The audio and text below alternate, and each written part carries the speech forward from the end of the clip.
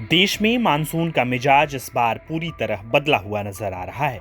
कहीं सूखे जैसे हालात हैं तो कहीं मूसलाधार बारिश और बाढ़ ने लोगों की मुश्किलें बढ़ा दी हैं। 1 जून से अब तक पूरे देश में सिर्फ 227 मिलीमीटर बारिश दर्ज की गई है, जबकि इस अवधि में सामान्य तौर पर 294.2 मिलीमीटर बारिश होनी चाहिए थी। यानी देश में अब तक 67.2 मिलीमीटर यानी करीब 23% कम बारिश हुई है। इसका सबसे ज्यादा असर मध्य प्रदेश में देखने को मिल रहा है। मध्य प्रदेश के जबलपुर, रीवा, सागर और शहडोल संभाग समेत 35 जिलों में सूखे जैसे हालात बन गए हैं। कम बारिश के कारण खेती किसानी पर संकट गहराने लगा है और किसान अच्छी बारिश का इंतजार कर रहे हैं। दूसरी ओर उत्तर प्रदेश और बिहार में बारिश ने लोगों की परेशानियां बढ़ा दी हैं। यूपी के 10 और बिहार के 8 जिलों में भारी बारिश हो रही है।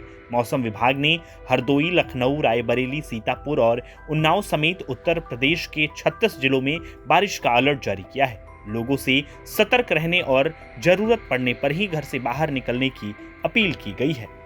पूर्वोत्तर भारत की स्थिति और भी गंभीर बनी हुई है। अरुणाचल प्रदेश में पिछले 24 घंटों के दौरान लगातार बारिश से 1,02,000 से ज्यादा लोग प्रभावित हुए हैं। अब तक 7 लोगों की मौत हो चुकी है, जबकि 29 लोग घायल बताए गए हैं। प्रशासन राहत और बचाव कार्य में जुटा हुआ है। वहीं असम के 6 जिलों में 99 गांव बाढ़ की चपेट में हैं। यहाँ करीब 37,000 से ज्यादा लोग प्रभावित हुए हैं। कई इलाकों में पानी घरों में घुस चुका है और लोगों को सुरक्षित स्थानों पर पहुंचाया जा रहा है। उधर ओडिशा के पुरी में भगवान जगन्नाथ की विश्व प्रसिद्ध रथ यात्रा के दौरान भी तेज बारिश देखने को मिली। भारी बारिश के बावजूद श्रद्धालुओं का उत्साह कम नहीं हुआ और बड़ी संख्या में लोग रथ यात्रा में शामिल हुए। इस बीच उत्तराखंड के उत्तरकाशी में एक दुखद खबर सामने आई। निर्माणाधीन सिलक्यारा टनल में बुधवार देर रात कंक्रीट का स्लैब गिरने से 22 साल के मजदूर की मौत हो गई। हादसे के बाद अन्य मजदूरों ने काम बंद कर विरोध प्रदर्शन किया।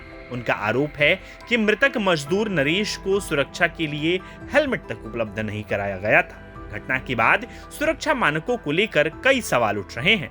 नेपाल में भी लगातार बारिश के कारण कोशी नदी का जलस्तर तेजी से बढ़ रहा है। सुनसरी के पुलिस उप अधीक्षक चंद्र बहादुर खड़का के मुताबिक कोशी बैराज पर पानी का बहाव बढ़कर 1,63,230 क्यूसेक तक पहुंच गया है।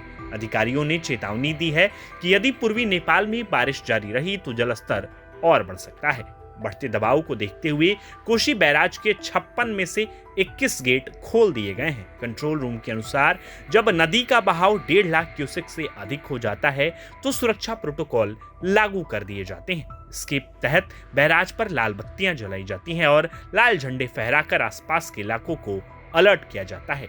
फिलहाल देश के अलग अलग हिस्सों में मानसून के अलग अलग रंग देखने को मिल रहे हैं। कहीं बारिश का इंतजार है तो कहीं लोग बाढ़ और जल भराव से जूझ रहे हैं। मौसम विभाग ने आने वाले दिनों में भी कई राज्यों में भारी बारिश की संभावना जताई है। ऐसे में लोगों को सतर्क रहने और प्रशासन की सलाह का पालन करने का अपील की है।